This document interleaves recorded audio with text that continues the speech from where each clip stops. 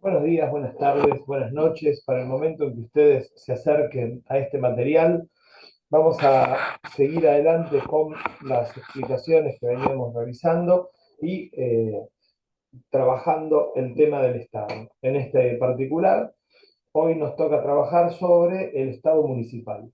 Ya hemos hablado entonces respecto del Estado-Nación, hemos hablado de las relaciones entre las provincias y el Estado Nacional, y ahora nos bajamos al que sería el último nivel territorial de desarrollo del Estado, que es el municipio.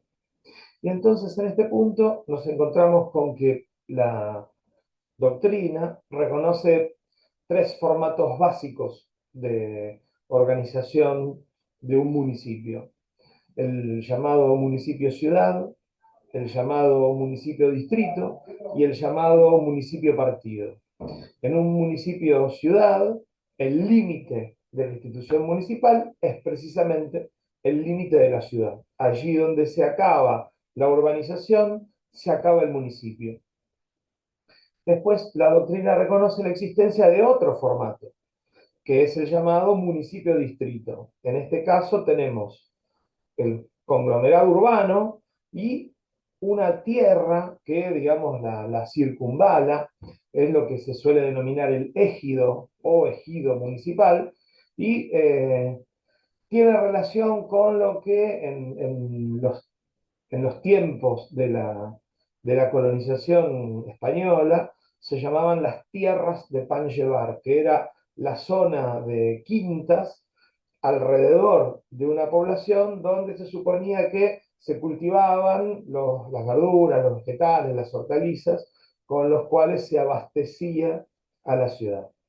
Y finalmente, el último modelo de municipio es el llamado municipio partido, en el cual todo el territorio de la provincia está fraccionado, ¿sí? Está fraccionado en circunscripciones, y cada circunscripción corresponde a un municipio, ¿sí?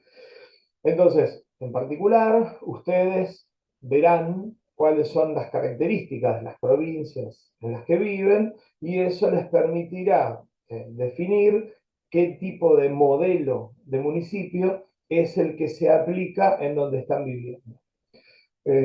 Para quienes vivan en la Ciudad Autónoma de Buenos Aires, la Ciudad Autónoma de Buenos Aires no está subdividida en municipios, tiene dos formatos básicos de subdivisión, uno de ellos que es la subdivisión en barrios y otra que es la subdivisión en comunas, ¿sí? Pero aquí también luego, cuando tengan que resolver el trabajo práctico de esta última partecita, tendrán que analizar, bueno, qué tipo de funciones tienen las comunas, ¿sí? Bien, no tomamos la división en comisarías, no tomamos ese tipo de división porque esa división está impuesta por el poder local, en el caso de la ciudad de Buenos Aires, por el poder de la ciudad, ¿sí? Sigamos hablando del municipio entonces. El municipio se relaciona con una institución muy antigua, que hunde sus raíces en la llamada Reconquista, ¿sí? Que es un proceso que ocurre en la España medieval, ¿sí? Hagamos un momento de historia. Cuando el Imperio Romano de Occidente se desmoronó, ¿sí? Su lugar fue ocupado en lo que es la península ibérica por una entidad que se llamó el Reino de los Visigodos, ¿sí? Los visigodos tenían la particularidad de que elegían un rey, tenían una monarquía electiva, y entonces a la muerte del rey siempre había algún tipo de conflicto de índole civil para ver cuál de los nobles se entronizaba. Entonces, los que han estudiado la monarquía visigótica comentan que los reyes intentaban imponer la candidatura de sus hijos para el caso de una vez hubieran fallecido, y que a veces esto funcionaba, a veces no funcionaba.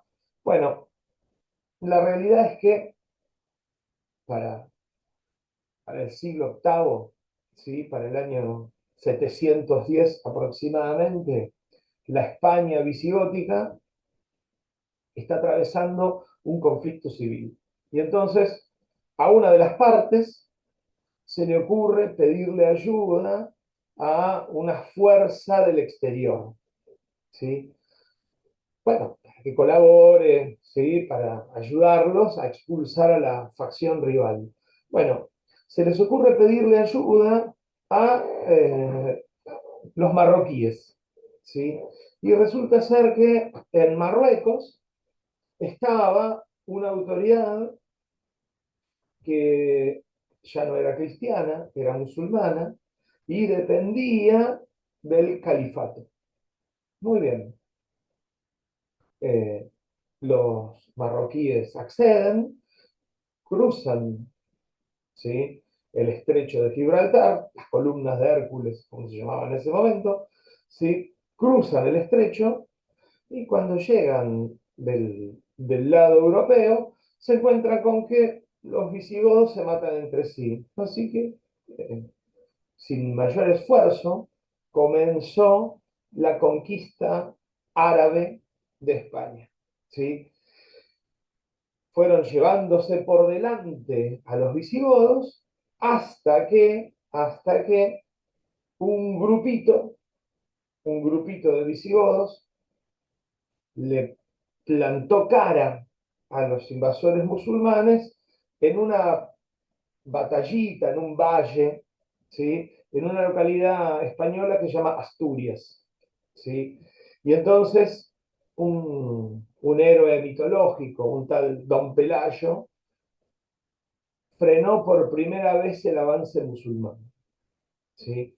Y a esto los españoles románticamente lo denominan el origen de la Reconquista. Y entonces la Reconquista viene a ser un periodo de 7 siglos entre la primera vez que los cristianos se resistieron al avance musulmán hasta que logran expulsar definitivamente a los moros, que así los, los denominaban, logran expulsar a los moros de la península ibérica. ¿Sí? Ese proceso va a terminar el 4 de enero de 1492. ¿Sí? Si les suena la fecha, ¿eh? En el mismo año en el cual Colón llegue a América. Pues bien, a lo largo de esos 7 siglos, a lo largo de esos 7 siglos, las distintas monarquías cristianas fueron combatiendo contra el poder musulmán, ¿sí? El califato de Córdoba, ¿sí? Los reinos de Taifas, los distintos nombres, ¿sí? Que estas organizaciones fueron adoptando. Lo cierto es que los cristianos iban avanzando hacia el sur a medida que, bueno, pues iban venciendo la resistencia musulmana. Pero resulta ser que había que incentivar, había que incentivar a la población a ir a vivir cerca de la frontera. Y entonces, para estimular que la gente fuera, los reyes comenzaron a otorgar algún tipo de privilegio, ¿sí? Y a ese privilegio se le llamó fuero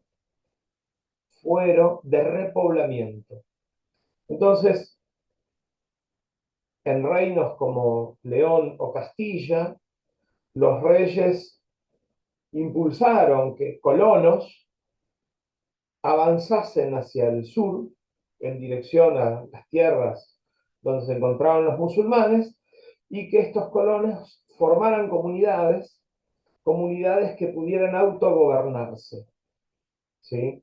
Entonces, ¿cuál era el sentido del fuero? El sentido del fuero era que el rey les concedía la autonomía, los liberaba estar sometidos a cualquier tipo de servicio respecto a un noble, un conde, un duque, lo que se les ocurra, y estos habitantes quedaban exclusivamente comprometidos con el rey. ¿Sí? Se convertían en lo que en la época se llamó villanos. Villanos porque vivían en villas. ¿Sí? Una villa era un poblado, una aldea que podía autogobernarse. Y entonces, para gobernarse entre sí, como cada individuo era igual a otro individuo, estos individuos entre sí comenzaron a llamarse vecinos.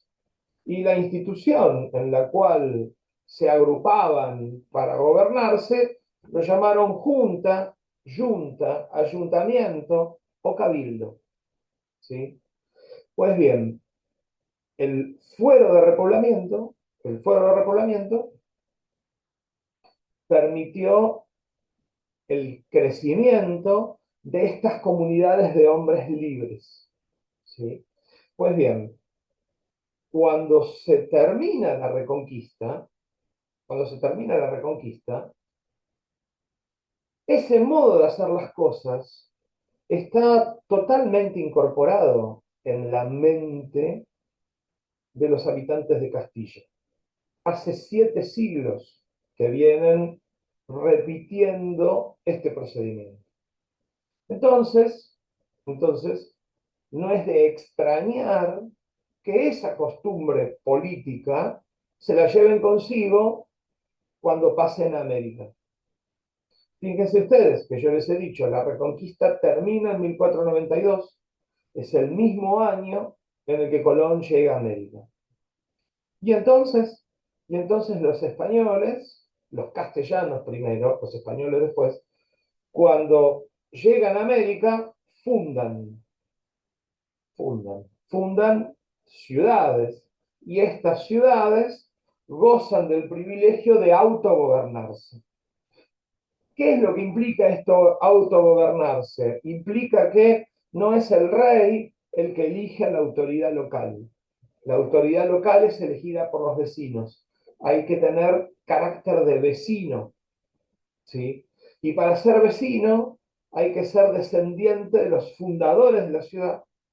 O hay que comprar ese privilegio, ¿sí? A partir de comprarlo o ganarlo, ¿sí? Comprarlo a partir de venir con un negocio, instalar, ¿sí? Una tienda, ¿sí? Desarrollar un emprendimiento o haber ganado reputación defendiendo a la comunidad. Y entonces, mediante alguno de esos procedimientos, se logra, ¿sí? Llegar al título de vecino. Luego el título de vecino es hereditario. ¿Sí? Bien, de esta manera, los cabildos de Europa, de Castilla, de la España medieval, pasan, se instalan en América. ¿Qué va a pasar en Europa? En Europa va a pasar todo lo contrario a lo que va a pasar en América. ¿Sí? En Europa, en España, se va a desarrollar una monarquía centralizada. Y esa monarquía centralizada no va a permitir, no va a querer que haya ningún poder que le salga a discutir el espacio, el territorio, ¿sí? Al rey. ¿Sí? Van a ser cortadas de cuajo las libertades locales. Pero en América, ¿sí? La distancia vuelve impracticable esos controles militares férreos que la corona impone en Europa. En América, los cabildos, las instituciones comunales, cobran mayor vuelo aún que el que tenían en España. Fíjense ustedes esta característica, ¿no? Es anecdótica. Tomamos a colación una circunstancia ocurrida en la llamada conquista de México. ¿Sí? La conquista de México fue liderada por un un castellano, ¿sí? Un natural de Extremadura, Fernando Cortés o Hernán Cortés.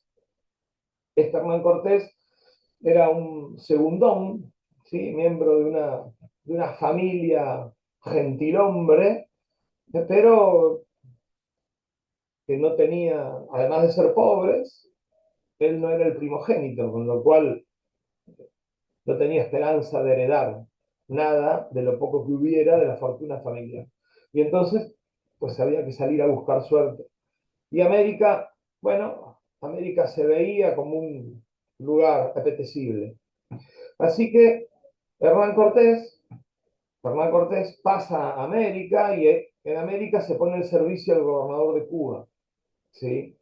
Ahora, al gobernador de Cuba le advierten acerca de que este Cortés no es un sujeto confiable. Y a Cortés le advierten que el gobernador de Cuba, Diego Velázquez, estaba desconfiando de él. Así que en ese, digamos, diálogo de sordos, Cortés se alza con la flota, ¿sí? Y se va a descubrir qué hay más allá del otro lado del Caribe, ¿sí? Bueno, la historia es conocida, Cortés llega a México, y en México él es plenamente consciente de que se ha robado una flota. Esos hombres que él está comandando en realidad eran hombres de Diego Velázquez, y entonces necesita legitimarse.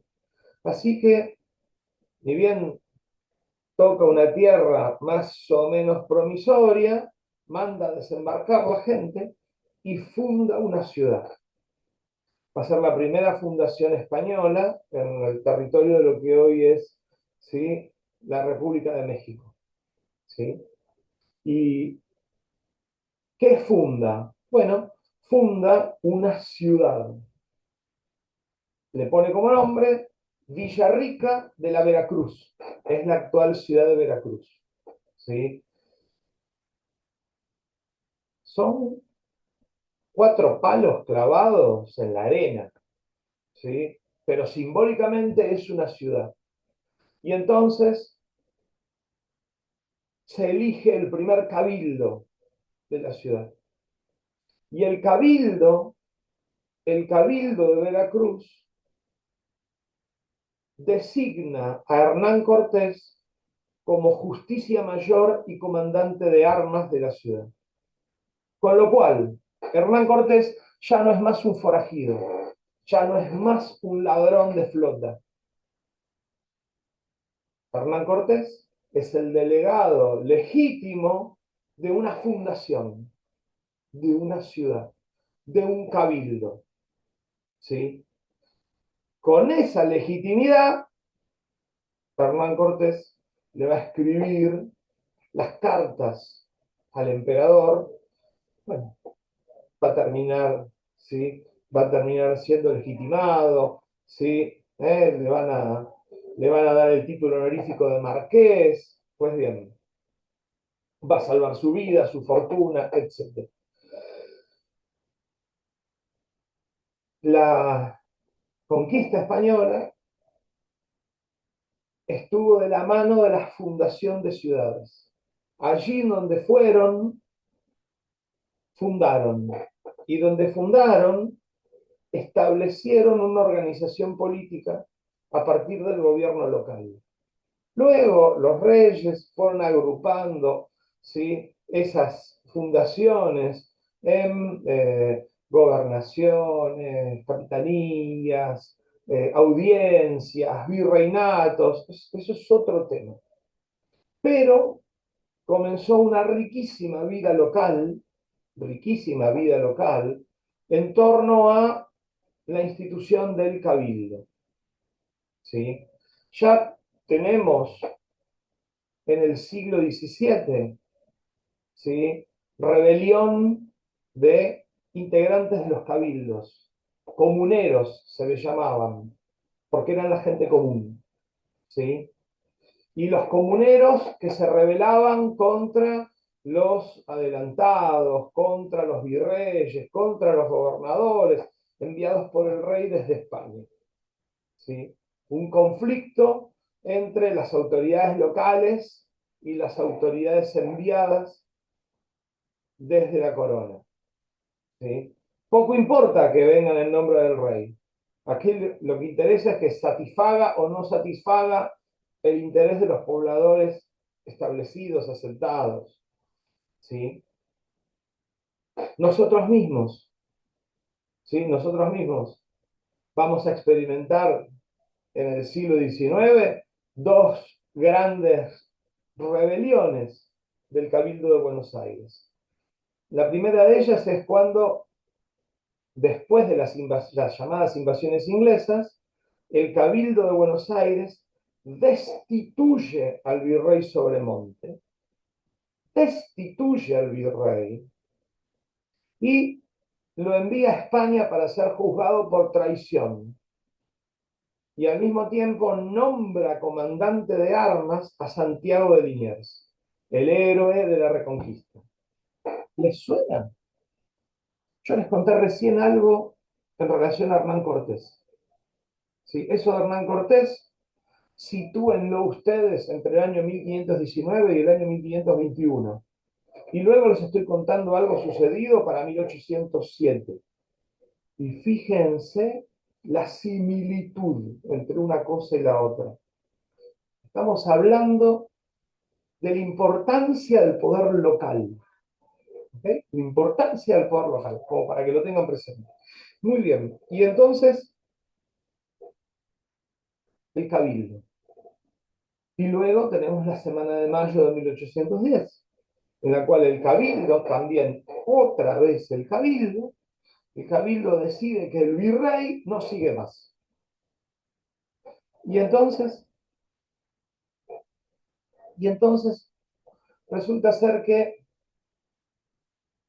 autores como Sarmiento, ¿sí? en el Facundo, y casi 80 años después de Sarmiento, Ricardo Sorraquín Becú, en su tesis doctoral, El federalismo argentino, los dos coinciden en el análisis de que las provincias argentinas son las hijas, son las descendientes de los cabildos.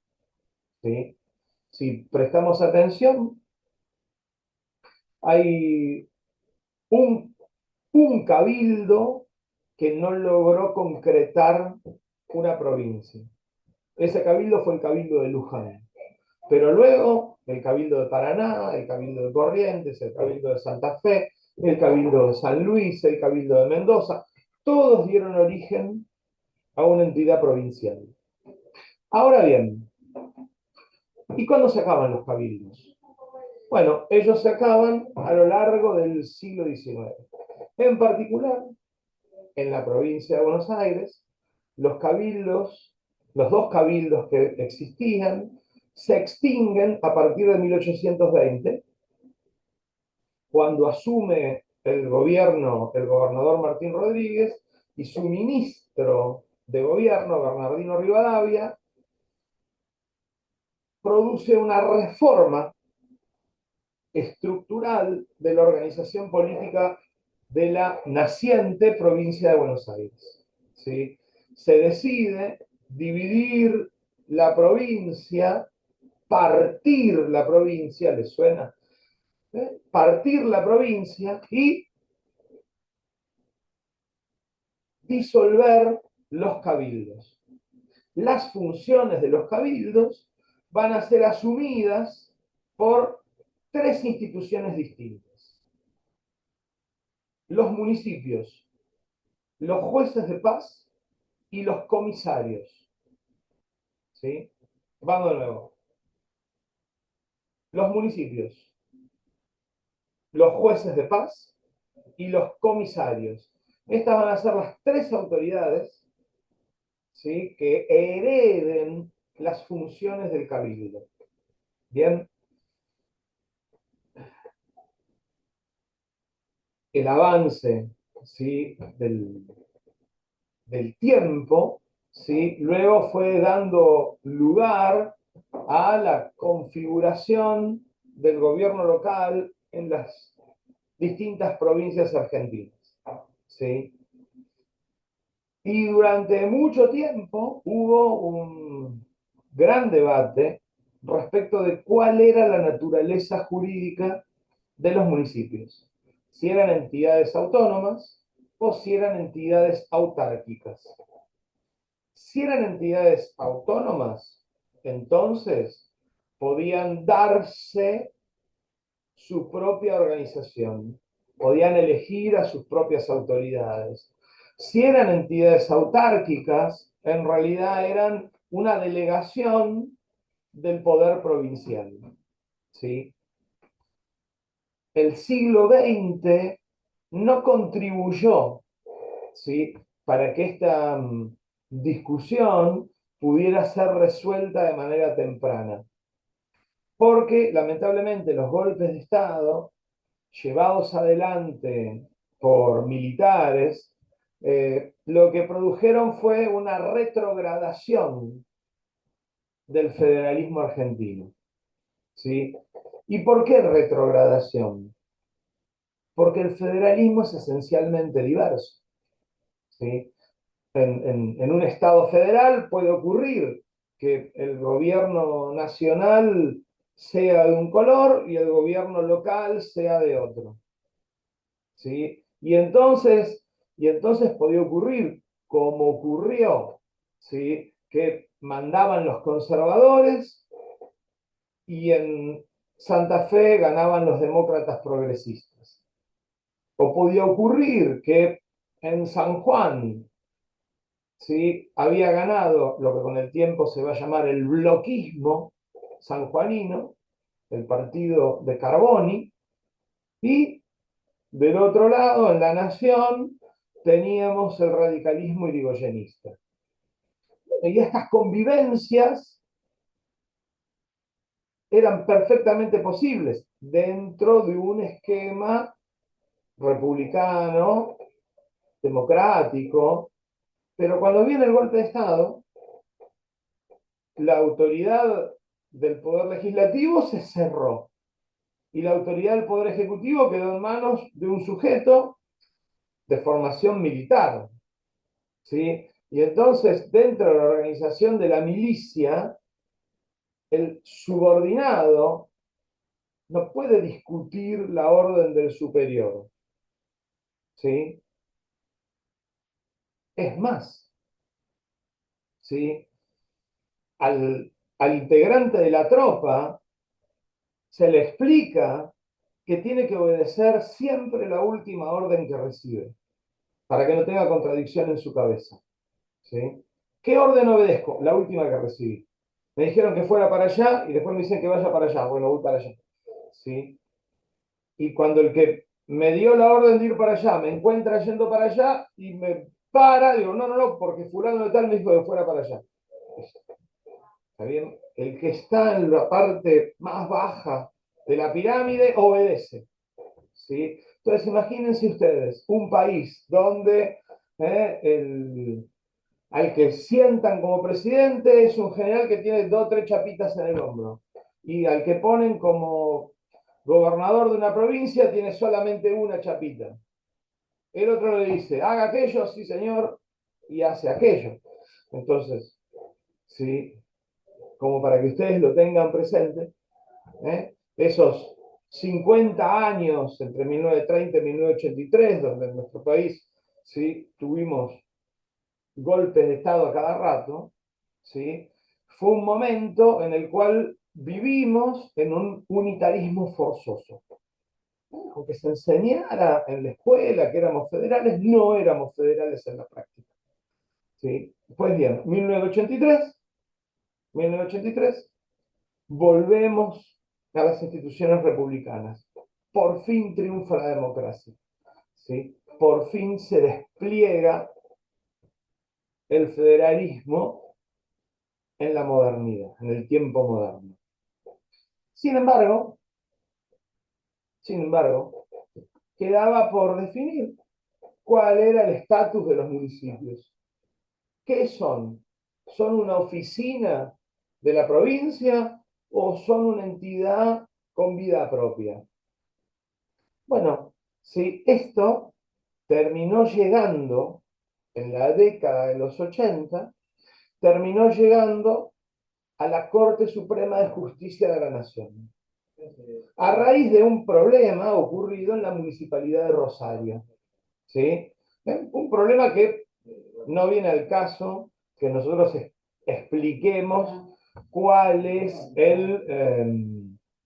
digamos, trasfondo de hechos. Lo que nos interesa es lo que se resolvió. ¿Sí? El fallo en concreto se llama Riva de Mar contra Municipalidad de Rosario. ¿Sí? Lo que estaba en juego era la designación o no designación de una profesora de música. ¿Sí? Y si la ciudad tenía poder o no tenía poder para tomar decisiones. Bueno, la cuestión fue resuelta en la justicia santafesina y como la municipalidad estaba disconforme y la provincia tampoco estaba del todo conforme, terminaron apelando y llegaron a la Corte Suprema de Justicia de la Nación. Cuando llegan a la Corte va a aprovechar esta situación para zanjar definitivamente la discusión. Y entonces la Corte, ¿sí? Es como que, imagínense que acá tuviéramos un pizarrón, ponemos de un lado las características de los entes autónomos y del otro lado las características de los entes autárquicos. Entonces la Corte empieza a enumerar. Los entes autónomos figuran en la Constitución. Los entes autárquicos se crean por ley. Los entes autónomos eligen a sus propias autoridades.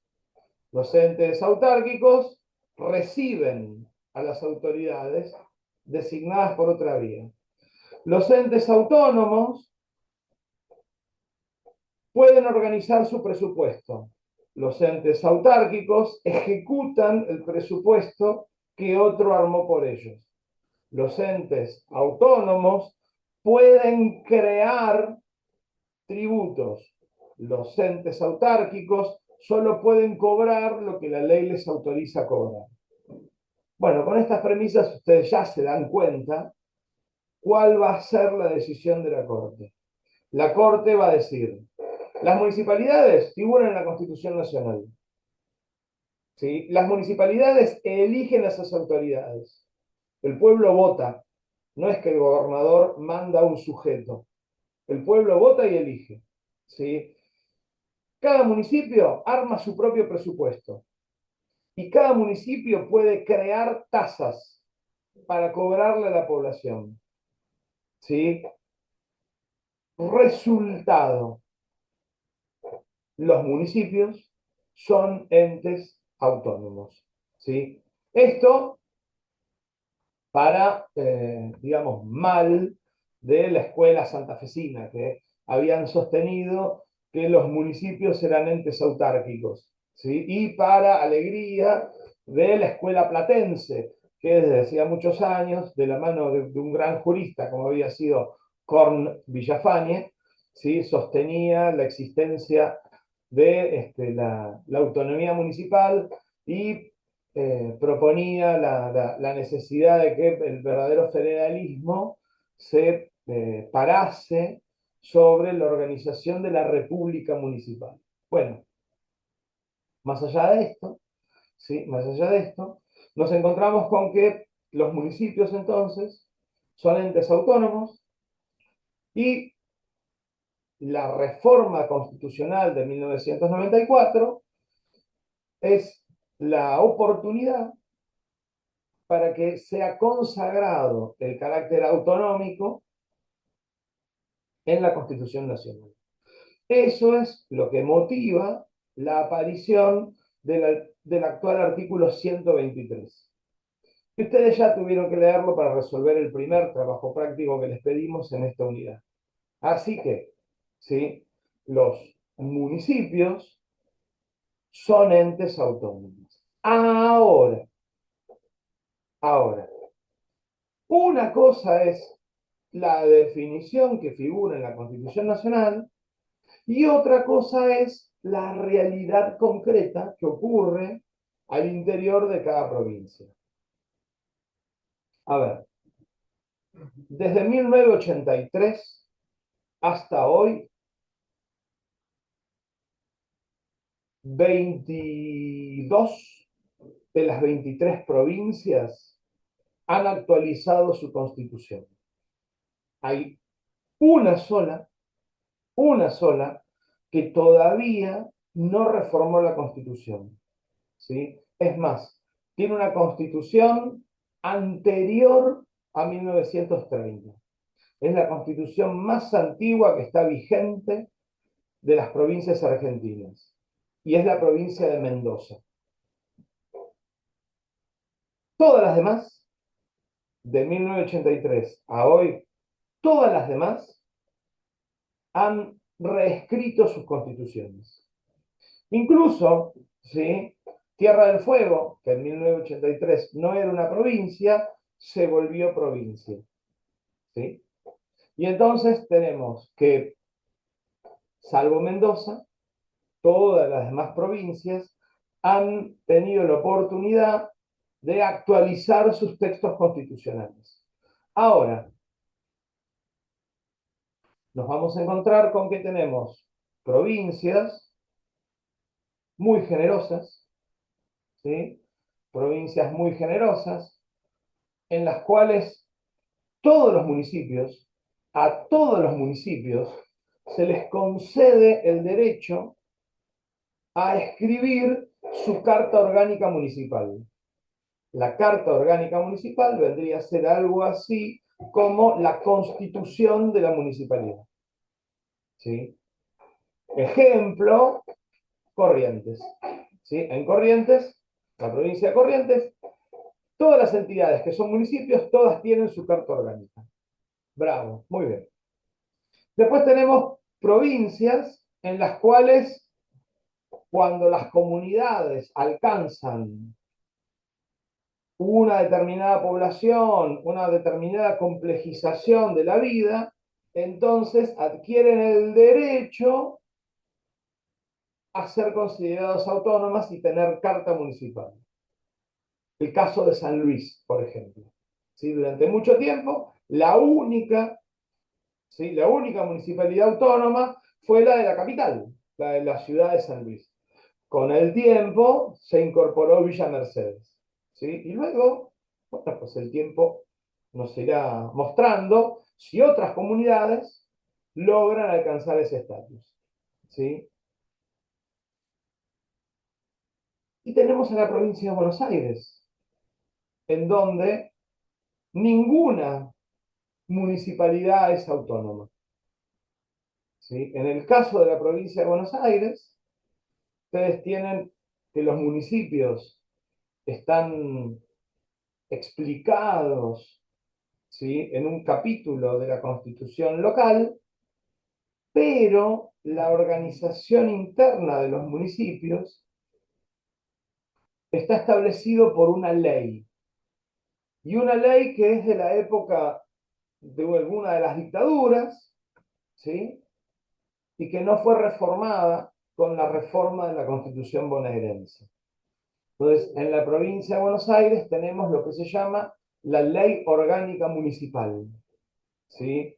Y resulta ser que la Ley Orgánica Municipal no trata a los municipios como si fuesen entidades autónomas, ¿sí? Entonces resulta ser que no hay división de poderes al interior del municipio bonaerense, hay división de funciones, ¿sí? Y la ley orgánica reconoce dos funciones: la función ejecutiva, en cabeza de un intendente; la función deliberativa, en cabeza de un consejo deliberante. Pero, si vamos a hablar de división de poderes, nos falta la pata del poder judicial, ¿sí? Y a veces hay quien confunde y dice, no, el juez de faltas es la tercer pata de la división de poderes a nivel municipal. Pues miren ustedes, es un error. El juez de faltas es un empleado del municipio, no es un funcionario elegido por el pueblo, ¿sí? Es un empleado municipal, jerarquizadísimo, como el director de tránsito, como como el jefe de inspectores, jerarquizadísimo, ¿sí? Pero no es integrante del Poder Judicial. No hay Poder Judicial local, por lo menos en los municipios de la provincia de Buenos Aires. ¿Sí? Incluso más, incluso más, ¿sí? La Constitución de la provincia de Buenos Aires prevé la existencia de un organismo, es un organismo de la provincia de Buenos Aires, que se llama Tribunal de Cuentas.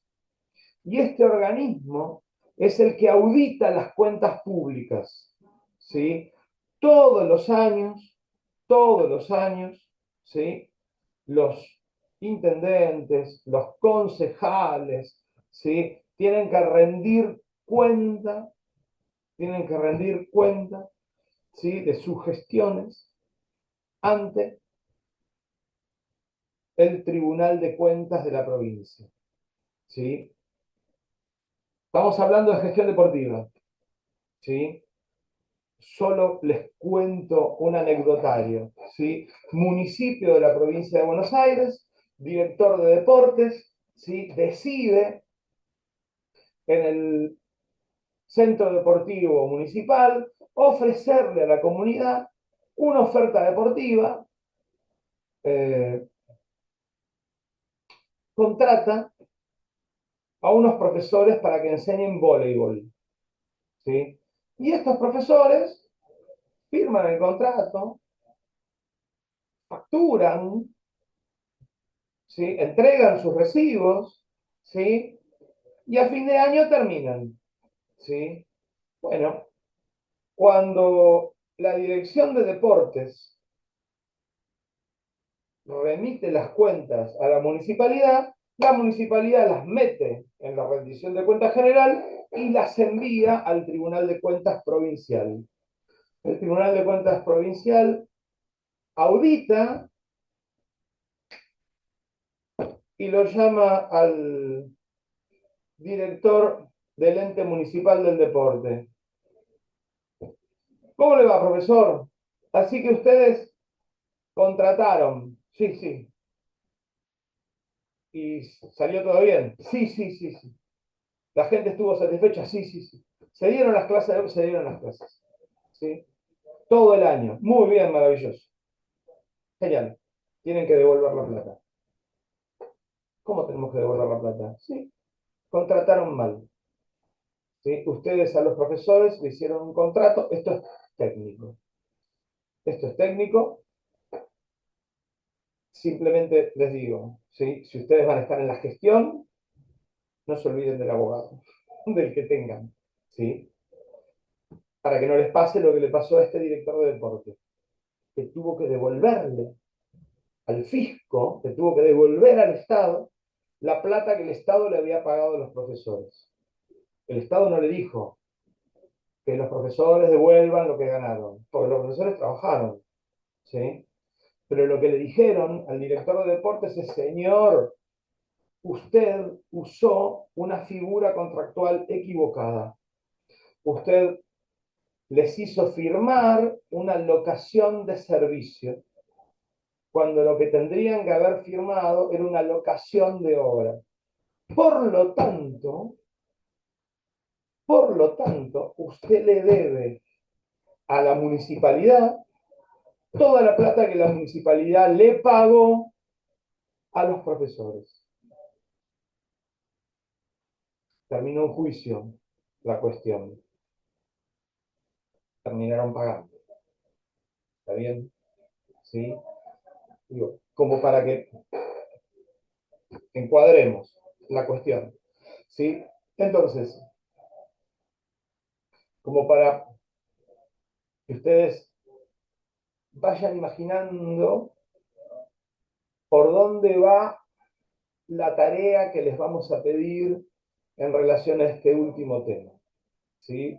Les vamos a pedir que averigüen cómo es el entorno local. ¿Sí? Les vamos a pedir que averigüen, ¿sí?, si viven en un municipio partido, en un municipio distrito, en un municipio ciudad, cómo es la estructura política del municipio en el que viven, si es verdaderamente autónomo o no lo es, ¿sí?, cuáles son las autoridades, si están dentro de la provincia de Buenos Aires, nos van a tener que decir además qué tipo de municipios son, si de primera, si de segunda, si de tercera, lo van a tener que averiguar. ¿Sí? Depende de la cantidad de población, es la cantidad de concejales que puede tener un consejo deliberante. ¿Sí? Y luego les vamos a pedir que identifiquen cómo está organizada la gestión deportiva en el nivel municipal. ¿Sí? No hablamos de instituciones privadas, ¿sí? No hablamos del Club Atlético Alvarado, del Club Social y Deportivo Defensores de Gleu, no hablamos de eso. Hablamos de, a nivel municipal, cómo está organizada la gestión del deporte. ¿Sí? En la semana les vamos a subir las consignas de esta última tarea. ¿Sí? ¿Eh? Y entonces habremos completado nuestra reflexión sobre los distintos niveles territoriales en los cuales se organiza el Estado. Así que bueno, ¿sí? Esperando que les haya resultado de interés, ¿sí? Y de algún grado de provecho, nos despedimos y nos estamos viendo en la próxima. Muchas gracias por estar del otro lado y a disposición, ¿sí? Escríbanos las dudas que tengan, las inquietudes, así podemos seguir acompañándonos. Gracias, nos vemos.